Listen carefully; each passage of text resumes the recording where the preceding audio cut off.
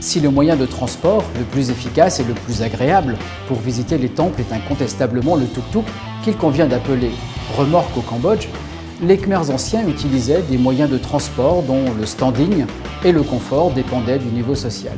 Jugez plutôt.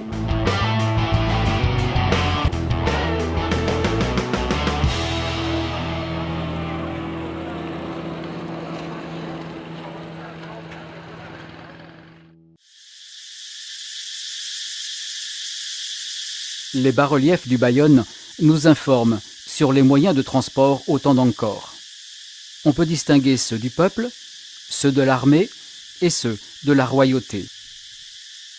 Le peuple se déplace principalement à pied. Mais le Bayonne nous montre aussi des carrioles tirées par des bovins, semblables à celles existant aujourd'hui encore dans les campagnes du Cambodge.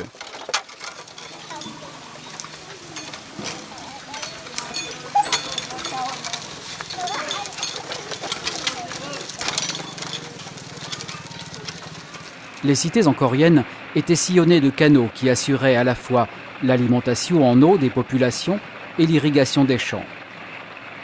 Les villageois se déplaçaient sur ces voies navigables grâce à des pirogues telles que l'on peut en voir aujourd'hui encore dans les villages situés sur les rives du lac Tonlé Sap.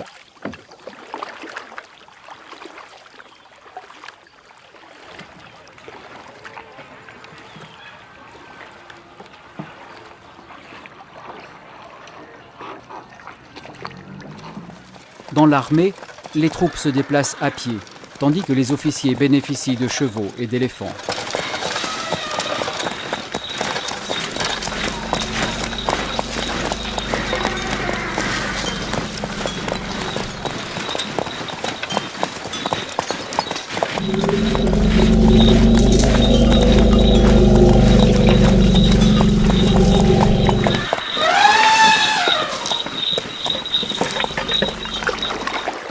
Sur le lac Tonlé Sap et sur les rivières, l'armée se déplace sur des bateaux mus par des pagayeurs.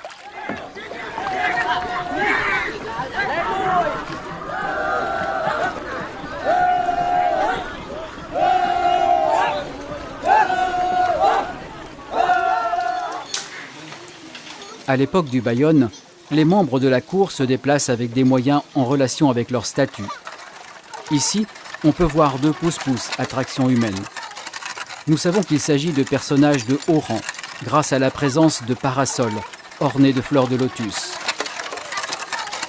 De tels engins, munis de roues en bois, étaient encore utilisés il y a quelques décennies en Asie du Sud-Est et en Chine.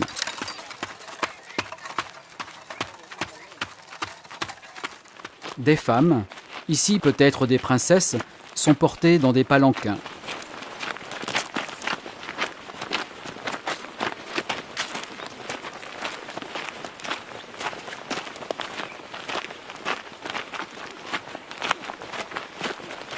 L'archéologie a mis au jour de magnifiques pièces d'abou en bronze, éléments d'apparat de ces palanquins.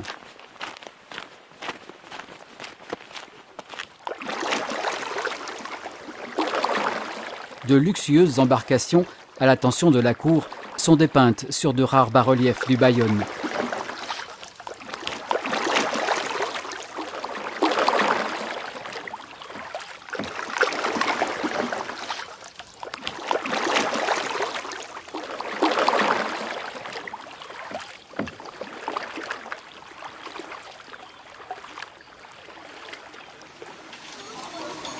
Le roi Jayavarman VII et ses deux épouses, les reines Indra Devi et Jayaraja Devi, se déplacent quant à eux dans un carrosse à 6 roues, à la fois tiré et poussé par des hommes.